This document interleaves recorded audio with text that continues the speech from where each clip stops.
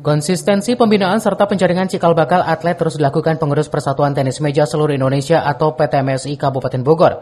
Ini dibuktikan dari beberapa kejuaraan yang terus digelar. Baru-baru ini PTMSI juga menggelar kejuaraan kabupaten atau Kejur Cup bertajuk Piala Bupati Bogor di Gor Laga Satria Cibinong. Kejuaraan ini diikuti 640 petenis meja dari berbagai kelompok umur yang salah satunya saja kategori pelajar. Kegiatan yang dibuka langsung Sekdispora Kabupaten Bogor, pengurus KONI serta Ketua PTMSI ini berlangsung selama 3 hari. Nurdin selaku Ketua Tenis Meja mengatakan Kejur Cup ini nantinya akan menjadi kalender rutin PTMSI. Adapun tujuannya adalah menjaring cikal bakal petenis meja potensial. Terkait kegiatan ini, Tenis Meja mengadakan Bupati Cup yaitu dengan tema yaitu ingin menggairahkan tenis meja bersama pelajar tingkat Kabupaten Bogor, mulai dari SD, SMP, SMA, putra dan putri.